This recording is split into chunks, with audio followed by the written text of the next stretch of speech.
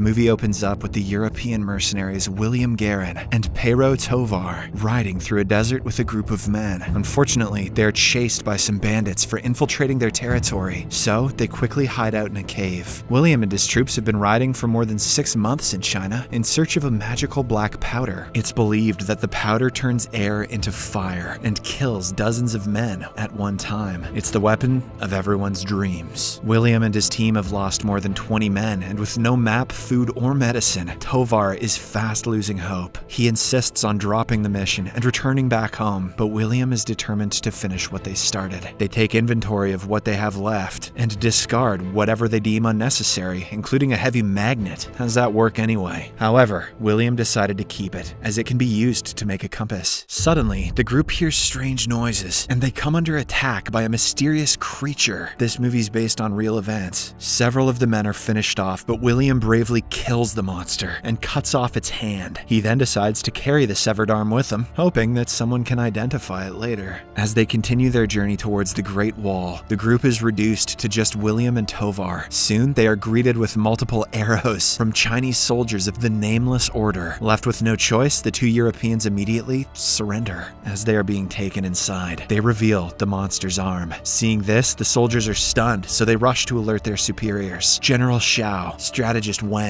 and Commander Lin, who surprisingly speaks English, probably to avoid subtitles, since this movie's target demographic doesn't know how to read. General Xiao expresses surprise when he learns that the monster attacked them 2 days ago in the mountains. It appears as if everyone knows about its origins. William also lies about the reason for his visit, saying he has come to trade, but was ambushed. Lin doesn't believe him, but strategist Wang advises the commander to keep the prisoners alive, as they single-handedly killed the formidable monster. Their conversation is interrupted when a soldier comes rushing in and reveals that more creatures have been sighted, making their way toward the wall. Wasting no time, the general gathers his armies, including the foot soldiers, archers, and the Crane Corps, led by Lin. They all make their way to the top of the wall, with both William and Tovar still being held captive. It is finally revealed that the monster was actually a Tao Te, and they weren't expected to attack for another 9 days. Soon, thousands of these monsters start running toward the wall, prompting the soldiers to attack. Lin and her troops hang from cords and descend to the battleground, while the other soldiers launch burning rocks and arrows in the direction of the creatures. Meanwhile, William and Tovar watch the bloody battle transpire and start worrying for their own lives. As they shout for help, they notice another European named Ballard amongst them.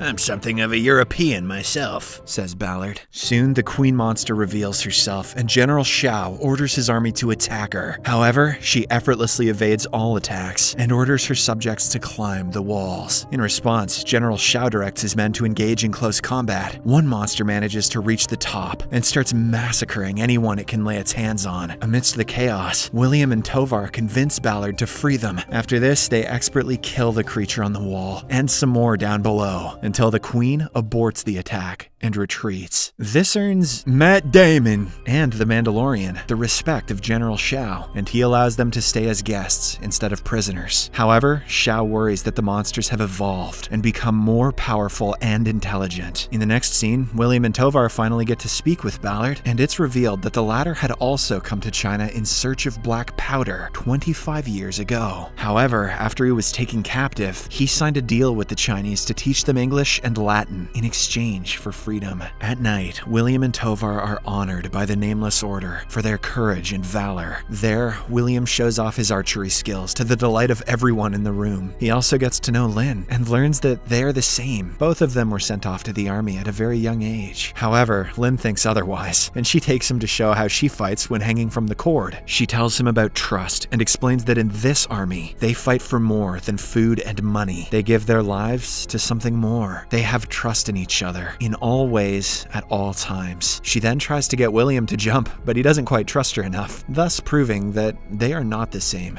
Matt Damon. Later that night, Ballard secretly meets with William and Tovar to show them a glimpse of the black powder stolen from strategist Wang's supply. He says that the Tao Te will soon return for battle, and it will be the perfect time for them to make their escape. William and Tovar then speak with Wang regarding a magnetic stone they had brought with them. The latter, who knows a great deal about science, believes that the strange stone could help them fight the Tao Te. After this, Wang tells them the legend of the Tao Te. It turns out that 200 centuries ago, there there was an emperor who was consumed by greed. He deceived thousands of people and terrorized the area until calamity struck. The heavens sent a meteor that crashed into the Go-Wu mountain, turning it green and releasing the Tao Te. Since then, these monsters rise every 60 years to scourge the north of China. They are a reminder of what happens when human greed goes unchecked. The Tao Te eat anything, alive or dead, and take food to their queen. Only with the food they supply is she able to multiply. The capital and its 2 million people are only 400 kilometers away, and if the Tao Te ever managed to get that much nourishment, no corner of the world would be safe. They should have moved further away then. The Nameless Order have tried to hunt the Tao Te, but they always disappear without any trace. Shortly after, a Tao Te attacks soldiers near the wall once again, and in the fight, General Shao is mortally wounded. Before passing away, he makes Lin the commander of the Nameless Order. Later, General Lin receives a 900-year-old report from Beyond Liang, the capital, detailing the use of the magnetic stones as a way to repel the Tao Te. It's believed that the magnet makes the monsters deaf, and they are unable to receive signals from the queen, making them fall still. To test this theory, William suggests capturing one of the monsters by sedating it. The next morning, the soldiers gather for another battle against the Tao Te in the midst of a deep fog. Despite their plan to escape, William decides to stay and aid Lin during the fight. Because of this, Ballard suggests leaving him behind, but Tovar refuses to abandon his friend. Meanwhile, the soldiers are unable to capture a monster from up the wall, so William decides to slide down a chain. He succeeds in capturing one, but unbeknownst to him, another monster is lurking nearby. Fortunately, Tovar arrives in the nick of time and saves him. Soon, the two come under attack, but Lin uses rockets made with black powder, causing some of the monsters to blow up. Did I mention this is based on a true story? With this, the Europeans are rescued, and the mission is a success. After William recovers, Lin discusses the black powder with him, calling it a well-guarded secret of the wall. She calls it a terrible weapon that should never be used because of its destructive potential. She then comments that the greed of men is not so different from that of the Tao Te. Later, the soldiers test the magnet theory, and it is confirmed that it can be used to tame the monster. A lieutenant then proceeds to take the beast to the emperor, as per the imperial order. Meanwhile, William goes to thank Tovar, but the latter calls him out for pushing their goal of stealing black powder aside. He reminds William that he's a thief, a liar, and a killer. He can never be a man of virtue. It's a pretty hypocritical thing for Joel to say. In the next scene, the soldiers detect some activity near the bottom of the wall. When they rush to investigate, they find a massive hole that the monsters have created. Now, they are on their way to the capital. Meanwhile, Tovar and Ballard locate the black powder hidden in the walls. With the soldiers preoccupied, they use some of it to blow open the door to the room where most of the powder has been stored. That was risky. The commotion attracts the attention of William, and he finds the two proceeding to steal the powder. He urges them to stop, but they refuse and instead knock him out before running away. On the other hand, Lin decides to head to Beyond Liang on balloons to defend the emperor. However, before they could embark on their journey, she learns about Tovar and Ballard's betrayal. Infuriated, she accuses William of collaborating with the two, saying that she would have killed him herself if she wasn't the general. However, a young soldier who witnessed the entire thing steps forward and reveals that William actually tried to stop the other two from taking the powder. Nevertheless, Lin imprisons William before heading towards the capital city with her troops. She also sends a cavalry after Tovar and Ballard. Meanwhile, as the two are riding through the desert, Ballard betrays Tovar and leaves him stranded in the middle of nowhere. One by one, the soldiers set off on hot air balloons to the city. William is also freed and told to go back to his world and warn them about the incoming danger. However, he refuses to leave and instead decides to fight the monsters. And when he learns that the only way to save the world is by killing the queen, he boards a balloon and sets off for the capital. Elsewhere, Ballard is captured by the bandits and taken hostage. At night, while they are going through his stuff, they accidentally light up the black powder. Unfortunately for them, the powder immediately explodes, killing everyone on the spot. Meanwhile, Tovar is captured by the cavalry sent by Lin. In the capital city, while experimenting with the monster, the young naive emperor removes the magnetic stone for a second, causing the Tao Te to wake up.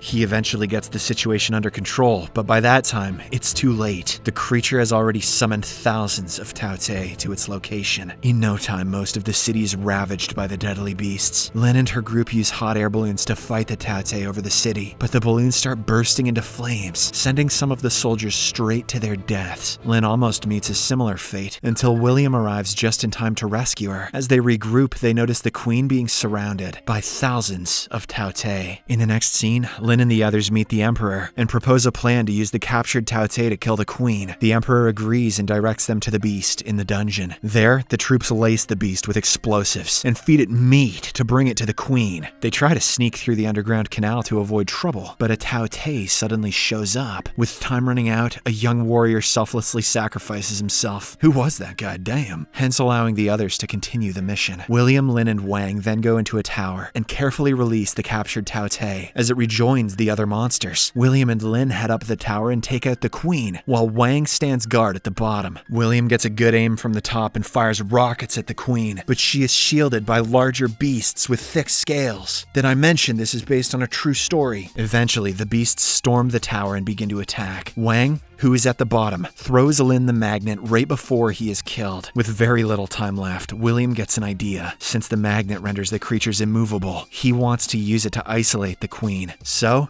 he tosses the stone towards her, and at the same time, Lin launches the rocket. The plan works, and the rocket finally breaches the Queen's security and explodes, obliterating the Queen. Consequently, the rest of the Tao Te wither away, hence putting an end to the war. After they all return back to the wall, Lin is promoted to regional general. Meanwhile, William is given a huge quantity of black powder as a reward. However, he chooses to save his friend Tovar instead. They reconcile and, after bidding adieu to Lin, head on their way home, with a troop following for protection.